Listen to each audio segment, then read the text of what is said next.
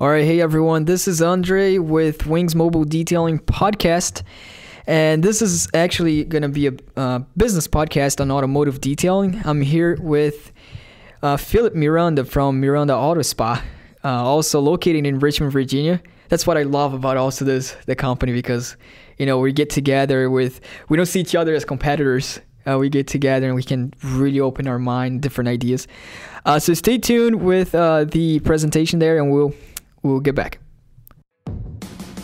Welcome to the Wings Mobile Detailing Business and Automotive Podcast, the only podcast that will guide you on how to start and grow six-figure companies. As our team expand from one business location to worldwide domination, you will get step-by-step insights from a millennial franchisor and franchise owner with your host, Andre Mezalira. Does it?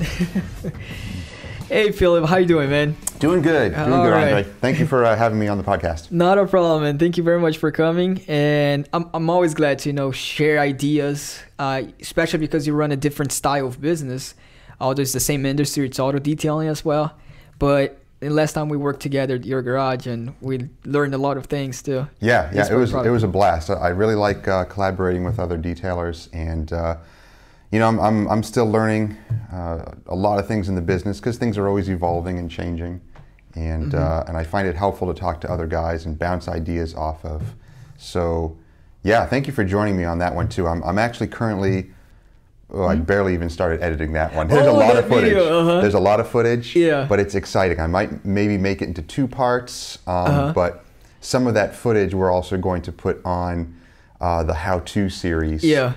For Car Guy Supplies, and do a kind of different, coding series and new car prep series and all that stuff. So I've subscribed to your YouTube channel, so I'm just waiting for it to come, because I was like, I wonder if you post it. I know how it is. A lot of work, isn't it? Yeah, it is. It's there's a lot of footage there, and I slowly edit it, in the evenings when I have like an hour or two.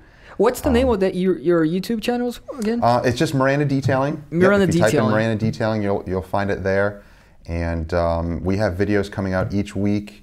I did actually put out one today that's part of the how-to series from Car Guy Supplies. And those are like the short little videos that I do like a little review of a product and show you how to use it. Those are such great videos, man. Thank you. They really are helpful, because I watch them too. It's on the auto detailing, so in any car fanatic guys out there, I'm sure it's going to be super helpful. Definitely. Because they do help. There are a lot of detailing companies out there who they actually do, they're all good, they explain it, but I like how you get to the point. You're not like 2 hours of videos to explain one thing, so we really get separated, and it's fun to watch. It's auto detailing, right? Yeah. Oh yeah, man, it's a blast. I try to make them short so that they, keep people's attention, but also, you're right, like to the point. You don't have to overthink it. I know a lot of detailers now are like, don't overthink stuff. There's so much out there that it can kind of overwhelm you with products. And even with those videos, I'm highlighting a certain product that you could buy, but you can pretty much do it with any type of product in that series, like a wheel cleaner. There's many different wheel cleaners, and they're all around the same. Some are more expensive, some are less expensive. Some are maybe a little better than others, but it's all up to, what type of products do you use, what you like, what is available in your area, all that stuff. So I kind of keep it generic, like, a quick detailer. I like this one, but you can use any one. They all do pretty much the same thing. And especially nowadays, I think that a lot of, for any business, like they, as you said, keep it generic, keep it simple. And I think that what caught my attention in the video, and I'm sure it caught a lot of everybody's attention, which is when you were filming it over there, you were just showing the product on your hand. You don't have all the fancy, have the fancy setup, but nowadays you don't need all that. The content is what actually matters for any business. You're explaining something, doing. When did you start, by the way, Miranda, doing that detailing, the videos actually? The videos, I think it's going to be coming up around the 2-year mark now. I got to go back and check when my first video was, like the first official type of video where I show before, during, and after. And then I got brave enough to put my face in front of the camera because I had an issue with that. Like, I don't think I want to do that, but eventually, you work up the nerve. and it's weird to see yourself on camera and figure out how to edit it properly. It's so funny. It's the same here. Same with the podcast for me. For me to hear my voice, I just can't sometimes. I have my in Virginia Beach, another one of our location there, and we do a lot of podcasts together. But when we get to listening to our voice, we get other people's feedbacks, and people say, it's missing some stuff here and there. They help us a lot, or it sounds really good. And I'm like, what? Hearing my own voice, it's strange for some reason. It is. It's even weirder when you see your face. Yeah. And your voice. And it's funny how everybody thinks that, Yeah. Everybody thinks, what they're doing is, it sounds weird or whatever. It's funny hearing from you because I had the same perception. Yeah. Arslan too. In Virginia Beach. I guess to a point, many of us do when we first start out, and I still kind of do now, but I've learned there's certain things that I say, like there's certain words that I notice myself saying also, and I'm like, I gotta stop saying that, or I need to stop saying this. I sound goofy, or it sounds redundant. But that helps you improve too. Yeah. And I think it actually helps you learn how to, speak in a way that also customers can understand, because in the videos you want to be concise and to the point. Yes. You don't want to just ramble on. Yeah. Some of my videos I think I may have just rambled on, and I look back and I'm like, I could have just said that in like 2 sentences. Same with me. It's so funny how that works. 2 sentences. But people do appreciate it. I do get a lot of nice positive comments that people like. I like how it's just simple. It's to the point. It's not flashy.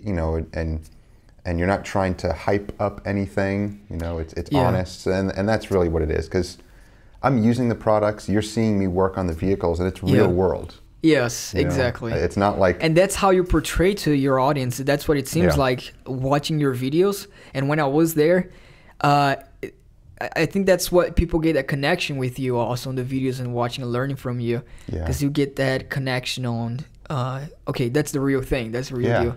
Yeah. And I think that's why I started to do it too, is I designed the channel or the videos to be for my customers so they can see the work being done. Yeah. Like it's actually us doing the work. Yeah. And that I think that builds confidence in the customer. And really it's for them, they have the upper hand, because it's like they're meeting you before you know who they are. Yeah. So when they book the appointment or they talk to you, they hear my voice, they see me. Really smart, yeah. And they're like, that's the same dude that was doing that detail, like it's actually him. And I've had quite a few customers recently, within the past year, the channel has gained a little bit of attention. And within the past year, I've been having customers say they chose us because of the video, because they like that it's they saw me. The person there. They see, oh, he's coming to do my car. That's the person I saw. They build more of the trust, I believe. The trust. That's exactly the word. Confidence and trust. Yeah. And that's great. I had one recently that I didn't even meet the guy yet. I just briefly talked to him on the phone. And he booked a ceramic coating job, a new car prep, a big job where he wants wheels off, everything. And I'm super excited about that. And I sent him some links to the videos that I did a wheels off detail. Right. And he's like, thank you for that. He's like, it's hard to find detailers that are honest and forthcoming and to know who you're dealing with too. Yeah. And he's like, thank you for that. He's like, I trust you working on my vehicle.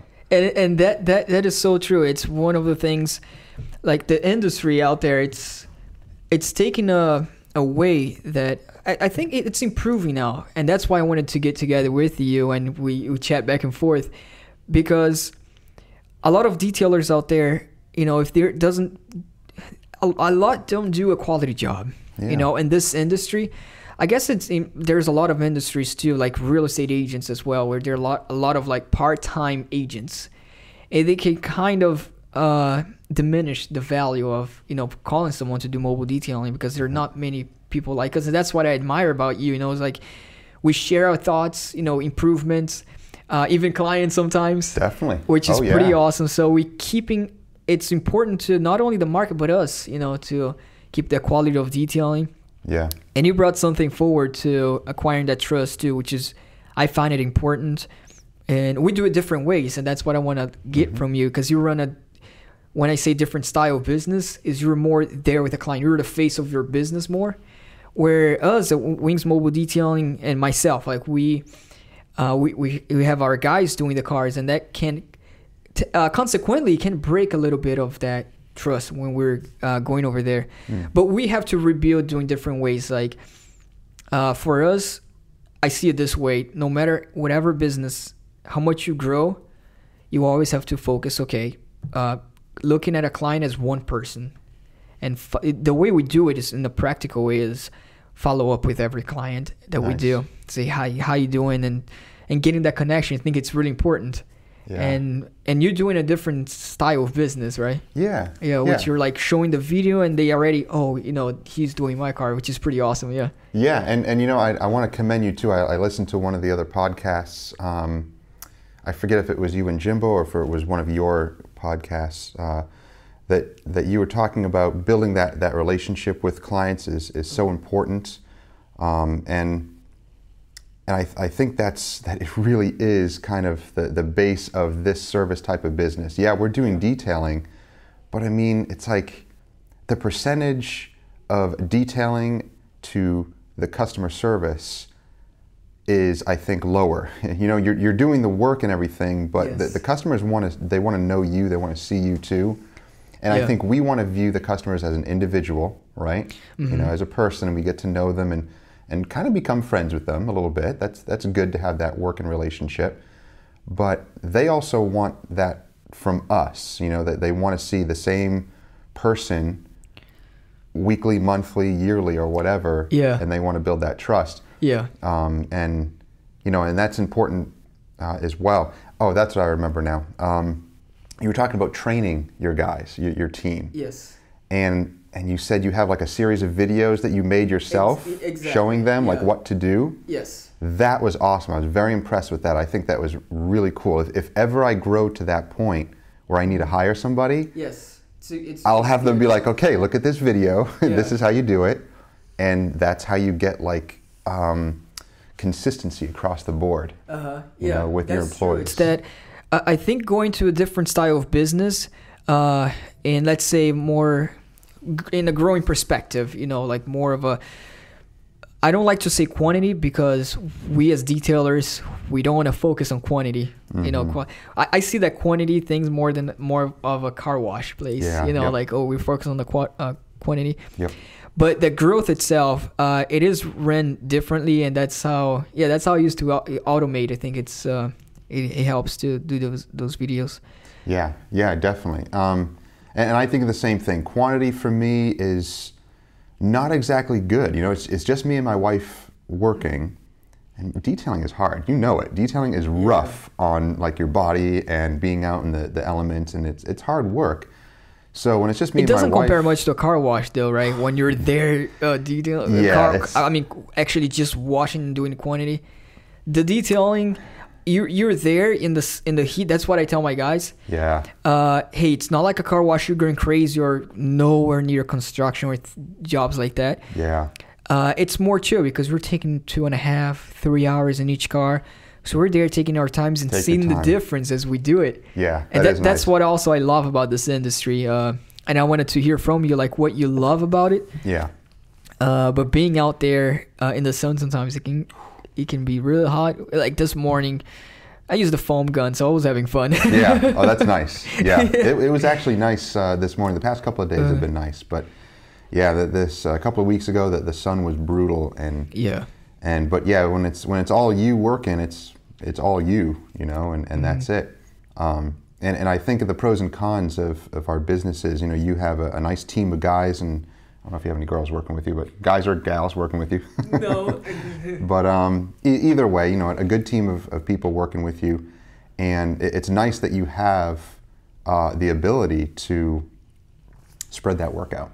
Yeah. Take your time. You can spread that work out. And for us, I try to spread the work out too. I actually don't work Monday to Friday every single day. Okay. And I do that on purpose because I've done that. I've worked a full work week and it's great. The money is great and everything, working every single day. But man, by the end of the week, we're dead. We're shot. Yeah. And it's rough. It is rough. Yeah. And really, we're only doing 2 details a day. You know, 2 full details for us, like 1 in the morning, 1 in the afternoon. They can take up to 3 to 4 hours each.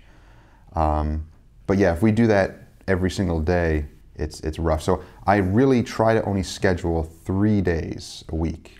Yeah. And then the other 2 I leave as floaters, where I can work around. It allows me to have some flexibility to reschedule things if I need to, and move stuff around, where if I book a full week or 2 weeks solid, I have no flexibility. So, but then I think of your business, you know, where you have your team of guys, and it's nice. I've referred customers to you, and you're able to get them pretty quick. Yeah. And that's what they love. And I just can't handle that. I can't do like last minute. That's a good point. I think there's that difference also, and there's some people who call in and they want to. Some people call in one the same day. I mean, that's something I can't go that far. Yeah, I have a few that do that. Right? Yeah, especially on Saturdays. Yep. You know, I had one this morning actually. I'm like, I can't do it. Sorry. It's almost every Saturday we get people. Hey, I want to do the same day. Yeah. I think that's what differs a little bit from, let's say, a car wash place, because unless we grow a business in a style that we really have the manpower to get less minutes in, but as a mobile detailing, you know, we're scheduling 2 or 3 days in advance. That's more of realistic in our business style. But I appreciate that, man. It's like, no, you send those great. over to me. I think the last was, I forgot his name, but he said he spoke to you. I was like, yeah, man, I want it for 3 days from now. I was like, I happened to have it available, which was awesome. And then I sent the guys there, and we know there's a lot of normally people who listens to this is more towards business and automotive detailing. So car fanatics, there are car fanatics guys out there trying to build that audience too. You know. Yeah. Definitely. What made you, and why would you say to anybody, like, what made you want to? Why detail? Like, if you're starting your business, why car detailing? Did you love cars at first, or not necessarily? Well, you know, now that I think back on it, like when I was a teenager and I got my first car, I did detail it. Like, I was into door jambs and everything, and at the time I didn't know what detailing was. I didn't know you could do that for a living. I just didn't. I grew up in the city in Boston, but then like when I was like 12 years old, I moved to Vermont. Like, big difference. I was a city boy, and then all of a sudden I'm like a country boy. And a huge drastic change. And growing up in the country for the rest of my teenage life and into my 20s. Did you start detailing there, the countries? No. Okay. No, that's not even a thing in Vermont. Up in Vermont, like, people don't care about their cars. They rust mainly have out. trucks. They have trucks and they rust. They build like wooden frames on their trucks, and like they don't detail. But I did it myself just because I love to have a nice clean car inside and out.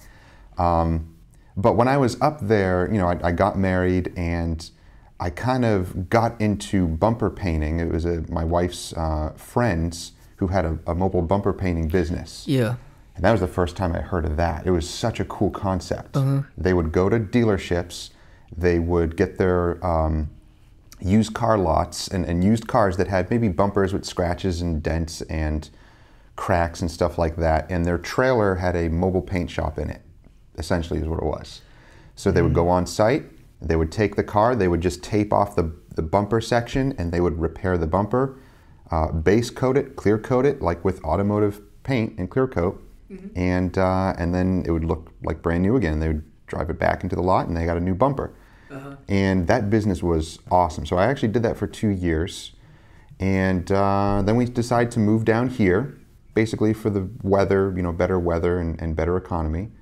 And I was going to start that business because I was already getting into cars. Right, like so you're already in it, you already worked at it, so you were like, just want to be my... Did you start wanting to be your own boss, or mainly towards the passion of the cars itself that you decided to do it? A little bit of both, but mainly I did want to have my own business. Okay. I'm kind of like a control freak like that. Like, I wanted to manage things and have control over things myself. I'm the same way. Sometimes that's my problem of giving away control. Yeah. I want to talk about that in a minute too. I want to ask you some questions about that. Yeah. But yeah, that was kind of a thing I wanted to do because up in Vermont the economy was so bad, and I was job hunting and hopping a lot. What year was that? I think that was 2000. Don't say 2008. Oh, okay. But it went up to 2008. 2009 is when we moved down here. Like 2008 was like the last straw. Oh, okay, yeah. Like I lost my job in the middle of winter while we owned a house. Like it was rock bottom for me. And then that was when like, no, we got to make a change. But we moved down here with pretty much nothing. We sold the house that we had up there, sold everything we had, moved down here with like 2 vehicles of our stuff, and just started from scratch. And we were going to do the mobile bumper painting business, but the startup cost, after doing some research, was too much. It would have cost like 30 or 50 grand just to start up, you know, to get all the equipment. And that's not even really even getting the work yet. You know, I would have to go out and hunt for it myself and go to dealerships and talk. Just to pay the fee to start the business. Yeah, just to do that. So in the midst of that, you know, it was a little bummer, but I'm like, okay, you know, let's think of something else. And I stumbled across detailing as I'm doing research on like polishers and stuff, because I was into doing scratch removal too and wet sanding a little bit. And I stumbled across the detailing aspect, and I started seeing cleaning chemicals and polishes and waxes, and I'm like, what's this? Yeah. And the more research I did, I was getting excited, like, what is this business? And then I stumbled across like autogeek.net and all the detailing forums, and that's when it clicked. I'm like, detailing? I never thought of that. Yeah. So my wife and I were just like, let's do that. Yeah. Let's just jump into it, and that's what we did. That's when you were thinking maybe, well, can I make a living out of detailing? You were still having all those doubts at the beginning. Oh yeah. Oh, the first year was terrible. Really? It was terrible. Yeah. I was begging people to wash their cars and vacuum them for like $25. That's how it is, right? And that's what I see with. I mean, I take it that with every business, where they sometimes start. I think that's a little bit of a problem too. When they start a business thinking, oh, you know, people are making money out of this business, so let me start this business, which is not the reality. I mean, we see a business that was started by just selling books, and can I make money out of selling books? Guy created Amazon afterwards, but but with every business, there always comes the doubts, you know, at the beginning, and there's what I found it funny, because I've seen other guys starting their own business, not necessarily in detailing, whatever it is, and it comes to the same steps of doubts. Like they first started to doubt, oh, is this the right industry? Does people want it? And then at a certain point they start to doubting their prices. Am I charging too much? Yeah. It's interesting how it's not the business to blame. It's not like, oh, you know, the money's in the business. It's that you're starting, you're wanting to do it, you already, for whatever reason, wanted to start, but you want to, you know, you want to be your own boss and get the control, and then you start having that passion for the detailing. Yeah. Which I think it's important that comes first. Yeah. The passion comes second, so that you don't just, because I think that your passion too can kind of delay the growth if you just like love doing that itself. Yeah. And you expand in a different way. You're going on YouTube and showing people how to do it. So it's you're not just there. So we were expanding more in that way. Yeah, that's true. And the passion is there too. You know, when I first started doing research for detailing, and I was getting excited for it because it was all new to me. And I liked cars, and I always kept, you know, good care of my cars when I was younger. But this opened up a whole new world that I didn't even know about. And man, I wish I started when I was younger. I really did, you know. Yeah. I could have started it years ago if I knew about it. But later in life is when I stumbled across it. Yeah. But yeah, it grew and grew, and I got more excited. I'm like, what is this detailing world? And the more I got into it, it was really exciting for me. And you know, and it's still exciting, even though now it's shifted a little bit different. You know, as a business owner, you do get caught up in different aspects of your business to make sure that it's stable and it stays growing. But the passion is still there, and the videos have actually kind of reignited it. Yeah. Because I kind of go back to basics and showing people how to do certain things, and it's ignited that excitement for detailing again. Yeah. And also exciting other people, you know, getting them motivated and teaching them is also really exciting. You know? Do you find it important going back to basics, actually, like you mentioned? You know, it's nice that I'm watching the videos or making the videos, and I'm explaining the basics, which is like what you always did, the starting of the business. Do you find it important to refresh yourself, refresh your mind of the beginning steps, or getting yourself, you continue being used to that without getting too away from the basics? Yeah, you know what? I think that is important. I'll actually go back onto the forums, the detail forums, where I really learned a lot of stuff and asked a lot of questions. And I'll research simple things like, what's the best wax? Yeah. Just something simple, just to see what others are saying and what they've found. And you find a lot of the times that people go back to certain products that have just stood the test of time. Yeah. Just thinking of one like the Colonite 845. I mean, that wax has been around forever. Yeah. And there's all sorts of new stuff. Believe it or not, I never knew about it. Really? It's since the past year that I realized. I mean, I heard the name Colonite wax. Yeah. It's one of those like old school waxes. Definitely. We started using it in every car.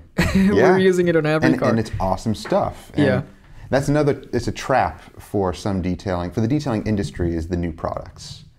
They're exciting. There's all sorts of new products There's coming a lot out, of hype too, but in it's a way. a lot of it is hype. They're usually just the same type of product, and they're saying it's new, it's improved, it does this or that. I'm like, Colonite does the same thing. Exactly. Yeah. So it's either or a Carnauba. They label it different, but it's nothing more than a Carnauba wax. Maybe more percentages here and there, but really it's negligible. It's like so minimal that it doesn't make that much of a difference to any average car detailer or average do-it-yourself guy who's working. I actually made a podcast on that, auto detailing products, hype of auto detailing products. What is hype really is not, and how we perceive that. Oh, did you? Yep. I didn't finish the whole thing yet, but I started listening to it. Yeah, so I actually made on that, and I was really thinking about it, because there are also some products that it seems like it's a hype because they're seeing the ads every time, but sometimes it actually does work. Yeah. That's definitely true. But other times it's just the same thing. Yep, exactly. It's just to catch people's attention. And going back to when I brought forward to the basics, the basic. I asked you because I really found it important, because I was getting caught about a year ago and leaving away the basics of the business, and that was taking on negative consequences towards the business itself. What I mean by that is, let's say, focusing more on the outside aspect of the business itself, and leaving a little bit the what I call the front line, which is actually doing the service itself. And that's where the money is being generated. So I always find and I had friends before with business owners as well, and they asked me, why am I kind of losing control of my guys? They're not doing it quite well over there. What's going on? And then consequently always come to the money part, where it starts to decrease in any business, I believe. And I was like, what's your front line? Are you there? I delegated that part, but not in the right time. That's interesting. I was delegating it. I mean, I'm all forward, like leaving the front line, like you do something that's what's important. But even when you're sure that, okay, I delegated that part to somebody else I can trust, you still gotta, because that's the most important part of the business. So I wouldn't 100% delegate that.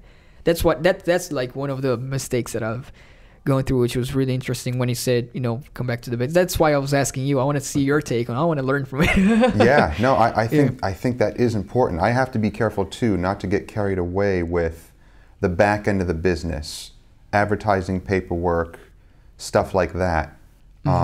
Because you're right. When it comes to a job and the customer calls you, it's basic. You're dealing with the customer. It's customer service, learning how to talk to them properly to make them feel comfortable, explaining things in a simple way, and then going there and doing the work, and then making sure they're happy, follow up. That's where the money is made. Yes. That's when you exchange dollars. and you make sure the first contact happy. That we presented, being there, and the follow-up with the client to keep the client, which for me is also really important. That's really good. That is really good. So I was going to ask you too about how you delegate, how do you transfer that trust, to a person that you're delegating I mean, how do you feel about that? Like when you delegate certain things and you kind of like let go a little bit, like how do you do that and how do you feel about that? A lot of it, when I know I'm ready, is I kind of follow my gut feeling to where, okay, either this person's ready. Obviously, it's not completely through the training videos that we have, you know, to make the person ready. It's 90% is my gut feeling. Okay, I'm leaving this part. And obviously, I learned it the hard way, especially in the auto detailing industry when the front line is out there. I learned the hard way when I told you I left the basics. And I was like, okay, but then I adjusted, which you know, it could have been catastrophic if I haven't adjusted. So I think there's a fine line, there's a fine point of when you can actually delegate that part to somebody. My guy in Virginia Beach, for example, he's got guys over there, and he's in his mind, he's thinking, okay, I can use my time to find clients, to promote the business, do all this important stuff. Because right now, my time it's more valuable doing these things than to be out here. But that can be a huge mistake, I think, of if he was to leave the front line now, because he's not ready. And he thinks he's ready. Obviously, his time would be it would be really important over there, but he's got to really make sure, you know, he's not leaving the front line and not replacing with somebody else. But the question, I think, to delegate and leave it to somebody, the point that I see, me personally, when it was ready is when, you know, I was training people for that particular part, and I, you know, doing every day with whomever it is. You know, I have a guy that helps me to train, and the other one to kind of look around events. I haven't left 100%, but training those guys in the right way each day, and I was seeing, okay, now I can start to trust that person to do this. And then I left. It was like, you know, easy transition. If, you know, it's ready, you know, it's getting to that point, you know. Yeah. I guess. Yeah. That is good though. I guess that would be the scary part for me, is delegating, because like my wife and I have a very certain set way of doing things. And of course, you know, we're fluid when it comes to different vehicles. There's certain little tricks of the trades and things that we're like, ooh, how do we tackle that? And then we figure it out. But like trying to leave that up to an employee is like, oh man, I got to make sure they can. That's the line between self-employment, right? Yeah. I think what they say, self-employment and growing. I don't know what you call it, because they're both businesses. But that fine line of leaving that self-employment part. Yeah. Which for me, it's not going to change. You know, I think it's in the, do I want to cross this line or do I not want? It's not like a line to cross. It's, I think, a path. You know, I want it on this path or on this path, because both works. Yeah. That's what I believe. You know, if it's just like business world and corporate world. Some people are made for, you know, to a corporate. I'm not. I can't. Yeah, me neither. Right? Yep. And it's not the right or wrong. But I think a lot of people need to, I think, you know, understand, you know, when they're taking one path, if they really want that. And for me, that's when I say the passion for the business of auto detailing itself. You know, it's, if one guy has a passion, I just love detailing cars. For me, it would make more sense to see it, okay, you know, keep detailing cars, and or other guys just want. For me, what it was that I decided that I want to take this path of more expanding towards delegating it, is because I wanted always to grow a style of business that was mobile. I want to manage it. So that was, I still loved, fortunately, I got to love detailing. Not to be completely biased, but, you know, detail, it's pretty awesome. You know, we're out there seeing the difference, happy customers. Yep.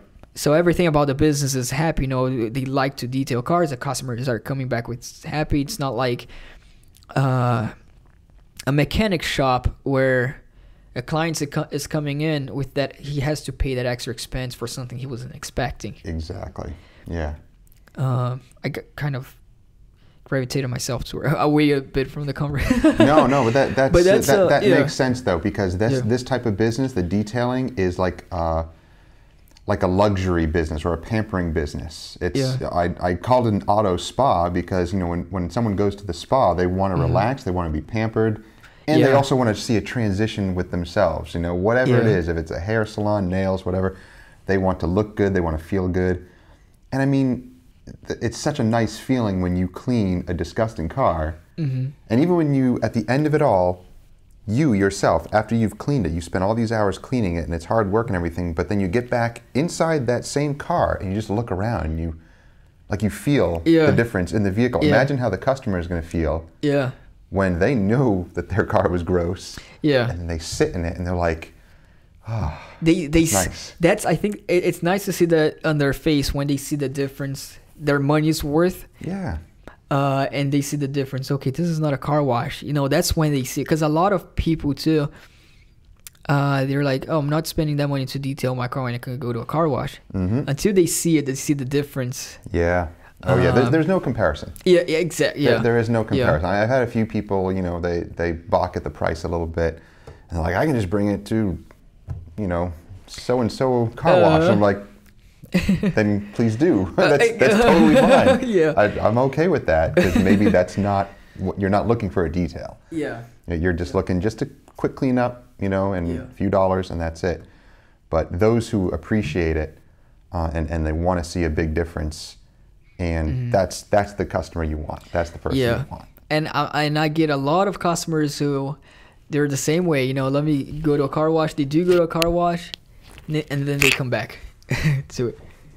All right, so this was it was nice talking to you, Philip. It was pretty awesome, man. We got to go over quite a few things here. Especially the difference between the style of both businesses as well, yours and mine, and we'll keep working together out there and provide the best service ever. Sure will, man. I'll definitely love to do some more collaborations. It's nice to see all those, you know, the difference. Not only the cars before and after, the products that we use. And so that's why I want to also have everybody, you know, check out the YouTube channel. It's Miranda Detailing. Yep. So if you just type in Miranda Detailing on YouTube, you can subscribe to the channel. And we have over 200 videos on there, all sorts of stuff from interior work, exterior, paint corrections, coatings, how-tos, reviews on products. Always trying to do, you know, a nice variety of videos on there for everybody to enjoy. Some short ones, some long ones. So there's a little bit of everything for everyone. That's awesome. So. And I'll put the link in the description when I put this podcast up. Perfect. So they can click and go straight there. And I look forward to editing the video that we did together, because there's some really good information about new car preps.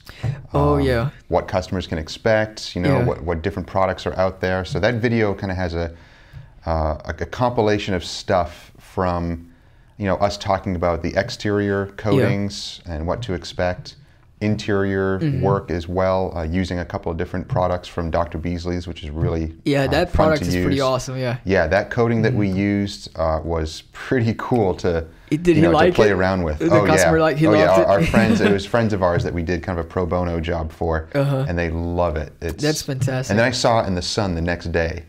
And it looked amazing, because it has a little bit of metallic. It was a black car too. Black with a little bit of like pearl in it. Beautiful, beautiful color. It looks so nice in the sun. So I'll be editing that video and hopefully get that out probably in about a month from now.